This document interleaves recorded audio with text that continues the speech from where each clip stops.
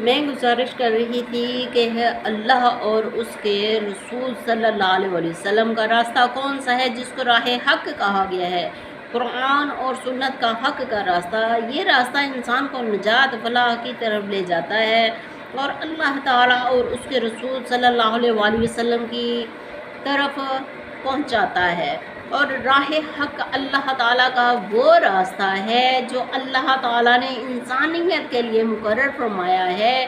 اس میں ایمان، صبر، تقوی، اخلاص، عدل اور بھلائی شامل ہیں۔ راہ حق وحد نجات کا راستہ ہے اور راہ حق سیدھا جنت کی طرف لے جاتا ہے۔ راہ حق سے سچا دلی سکون ملتا ہے۔ راہ حق پر چلنے والا انسان جھوٹ، فریب، ظلم اور زیادتی سے دور رہتا ہے، جس سے ایک منصفانہ اور پرامن معاشرہ تشکیل پاتا ہے۔ راہ حق پر چلنے والے انسان کا زندگی کا مقصد واضح اللہ تعالیٰ کی بندگی اور شعور کی صورت میں نظر آتا ہے۔ راہ حق میں صبر بہت اہمیت رکھتا ہے۔ مصیبتوں میں صبر، مشکلات میں صبر، رزق کی تنگی میں صبر، سختی میں صبر، ظلم کی زیادتی میں صبر، دین میں انسانی غلط رویوں میں صبر، شہادت میں صبر، کفر کے خلاف جنگ میں صبر، دشمنوں کے حملوں پر صبر یعنی ہر بات پر صبر اور ہر لمحہ صبر، ہر گھڑی صبر یعنی صبر بہت بڑی نعمت ہے جو راہ حق پر چلنے میں بہت اہم کردار ادا کرتا ہے۔ یعنی راہ حق میں صبر سے بہتر کوئی عطیہ نہیں ہے۔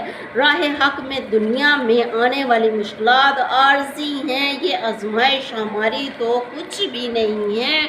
اصل آزمائشیں تو راہ حق میں نبیوں اور رسولوں اور پیغمبروں اور صحابہ کرام پر آئی تھی اور سب کسی بھی آزمائش کے آگے جھکے نہیں، ثابت قدم رہے۔ مثلاً صحابہ کرام کی آزمائشوں کی مثال کل کائنات میں نہیں ملتی۔ صحابہ کرام رضوان اللہ اجمعین پر بدترین ظلم کیے گئے لیکن وہ راہ حق سے ہٹے نہیں۔ حضرت سیدنا بلال حبشی رضی اللہ تعالیٰ عنہ کو گرم ریت پر لٹایا جاتا اور سینے پر بھاری پتھر رکھ دیا جاتا لیکن وہ راہ حق سے نہیں ہٹے۔ حضرت حبیب بن ادبی کو شہید کر دیا گیا تھا لیکن وہ راہ حق سے ہٹے نہیں۔ حضرت صہیب رومی کو شہید کر دیا گیا تھا اور لیکن وہ راہ حق سے ہٹے نہیں۔ حضرت مولا علی مشکل کشا رضی اللہ تعالیٰ عنہ کو شہید کر دیا گیا تھا لیکن وہ راہ حق سے ہٹے نہیں۔ حضرت حمزہ رضی اللہ تعالیٰ عنہ کا کلیجہ چبایا گیا تھا لیکن وہ راہ حق سے ہٹے نہیں تھے، شہید کر دیا گیا تھا حضرت حمزہ رضی اللہ تعالیٰ عنہ کو لیکن وہ راہ حق سے ہٹے نہیں۔ حضرت امام حسین علیہ السلام کو شہید کا سر مبارک جسم مبارک سے جدا کر کے نیزے پر چڑھایا گیا تھا لیکن آپ علیہ السلام راہ حق سے ہٹے نہیں۔ یہ شہداء کرام رضوان اللہ اجمعین کی بہادری کی مثالیں بیان کرنے کا مقصد یہ ہے کہ راہ حق اتنی آسان نہیں ہے مگر اس کا انجام بہت ہی بہترین ہے۔ راہ حق کی چھوٹی چھوٹی شاخیں ہیں جن کو عبور کرنا پڑتا ہے یعنی مشکلات، آزمائشیں، فقر و فاقہ، طعنے سننا، صبر کرنا، یہ سب شاخیں ہیں جن سے گزر کر انسان راہ حق پر چلنے میں کامیاب ہوتا ہے۔ راہ حق نیکی کا وہ راستہ ہے جو جنت کی طرف لے جاتا ہے۔ جو راہ حق پر چلا وہ کامیاب ہو گیا۔ تو صراط الذین کی راہ سے مراد ہے راہ حق، صراط سے مراد ہے صحابہ کرام، راہ سے مراد ہے صحابہ کرام کی راہ حق یعنی جو صحابہ کرام کا انکار کرتے ہیں، صحابہ کرام کو نہیں مانتے، نعوذ باللہ، استغفر اللہ، لا حول ولا قوة الا باللہ العلی العظیم، قرآن مجید کھولو اور پڑھو سورت فاتحہ مبارک کی پہلی سورت میں اللہ تعالی نے حکم فرمایا ہے کہ صحابہ اکرام رضوان اللہ اجمعین کا راستہ اپناؤ، صراط الذین، سواد سے صحابہ، را سے راہ حق یعنی صحابہ اکرام کا راستہ۔ اب اگلا حرف ہے صراط الذین کی الف، الف سے مراد ہے اللہ تعالی۔ ترجمہ کی پوری ڈیٹیل سورت مبارکہ کے ہر حرف سے صاف واضح نظر آ رہی ہے۔ اب ہے الف، الف سے کیا مراد ہے؟ الف سے مراد ہے اللہ تعالیٰ۔ اللہ تعالیٰ ازل سے ہے اور اب تک رہے گا، اور راہ حق اللہ تعالیٰ کا سچا راستہ ہے جو اللہ تعالیٰ نے فقط اپنے بندوں کے لیے چنا۔ اللہ تعالیٰ کو اپنے بندوں سے بے پناہ محبت ہے، اس لیے اللہ تعالیٰ نے فرمایا سچائی، انصاف، عدل، تقوی اور نیکی کی طرح بڑھیں، اور گمراہی، جھوٹ، ظلم اور شرک سے، فسق و فجور سے بچیں، اور اللہ تعالیٰ کے محبت کے تقاضوں کو پورا کرتے ہوئے اپنی زندگی کو اللہ تعالیٰ کے احکام کے مطابق ڈھالیں۔ اب ہے انسان یہ سوچتا ہے کہ اللہ تعالیٰ نے انسانوں کے لیے راہ حق کیوں اور کس لیے بنائی۔ آئیے میری پیاری پیاری میٹھی میٹھی اسلامی ماں اور بہنوں اور بیٹیوں، میں قرآن مجید کی روشنی میں بتاتی ہوں۔ اللہ تعالیٰ نے راہ حق انسان کو کی ہدایت کے لیے بنائی ہے تاکہ انسان پرہیزگار بنے۔ سورۃ بقرہ میں دوسری آیت میں فرمایا ذالک الکتاب لا ریب فیہ ھدی للمتقین۔ ترجمہ اس کا کچھ یوں ہے کہ یہ کتاب یعنی قرآن مجید کوئی شک نہیں، کسی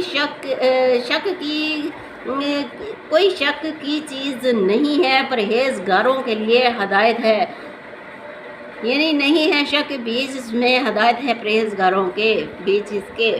اللہ تعالیٰ نے کئی مقامات پر فرمایا کہ قرآن مجید میں انسانوں کی ہدایت کے لیے، قرآن مجید انسانوں کی ہدایت کے لیے اللہ تعالیٰ نے نازل فرمایا ہے۔ ہدایت کا ذکر آ گیا نا، اور قرآن مجید ان لوگوں کے لیے راہ حق ہے جو ہدایت کے طلبگار ہوتے ہیں، یعنی جو کہتے ہیں کہ ہمیں ہدایت ملے، جن کے اندر چاہت ہوتی ہے۔ اور میرے پیارے پیارے مدنی بھائیوں، نبی کی ذات مبارکہ سے عیب تلاش کرنا گناہ کبیرہ ہے۔ کسی بھی نبی یا رسول یا اولیاء کرام یا کتب ابدال کی ذات اقدس مبارک سے کوئی عیب تلاش کرنا، مثلا یہی لوگ کسی قسم کا کہتے ہیں کہ نبی کریم صلی اللہ علیہ وسلم کو کہتے ہیں کہ نور نہیں ہے، نعوذ باللہ، یہ نبی کریم صلی اللہ علیہ وآلہ وسلم کی ذات اقدس پر عیب لگا دیا، نعوذ باللہ۔ اور توبہ کرنی ہوگی تو 2 رکعت نفل توبہ کے پڑھنے ہوں گے، اور کبھی پھر ایسا الفاظ جس سے پیارے آقا علیہ السلام کو تکلیف ہو تو وہ الفاظ بالکل زبان پہ نہیں لانے چاہیے، یہ ادب کے خلاف ہے۔ اچھا، تو میں تھوڑا سا حوالہ دیتی ہوں۔ قرآن مجید ایک نورانی کتاب ہے، اور قرآن مجید صرف اور صرف نبی کریم صلی اللہ علیہ وآلہ وسلم کے لیے نازل ہوا۔ قرآن مجید کی ہر سطر نورانی ہے۔ کیوں ہے؟ کیونکہ اس میں آقا علیہ السلام کی سیرت نورانی ہے۔ تو میرے پیارے پیارے بیٹوں اور میرے پیارے پیارے بھائیوں، اگر قرآن مجید نور ہو سکتا ہے تو صاحب قرآن نور کیوں نہیں ہو سکتا؟ اس بحث مباحثہ نے میرے تن من دھن میں ایسی آگ لگائی ہے کہ میرا ارادہ ہے کہ آقا علیہ السلام کو بار بار درس میں شامل کر کے عوام الناس کو گمراہی سے نکالوں، اور اسی قرآن مجید کی آیات میں سے ثابت کر کے دکھاؤں کہ نبی کریم صلی اللہ علیہ وآلہ وسلم نور ہیں، نور ہیں، نور ہیں۔ نبی کریم صلی اللہ علیہ وآلہ وسلم نہ صرف نور ہیں بلکہ نورن علی النور ہیں، الحمدللہ۔ تو میں بیان کر رہی تھی کہ اللہ تعالیٰ نے ہدایت کے لیے آیات مبارکہ نازل فرمائی ہیں، اور سورۃ انعام مبارکہ میں اللہ تعالیٰ نے فرمایا اور بے شک یہ میرا سیدھا راستہ ہے، اس پر چلو اور دوسرے راستوں پر نہ چلو کہ وہ تمہیں اس راستے سے جدا کر دیں گے۔ اللہ تعالیٰ نے ایک سیدھا راستہ مقرر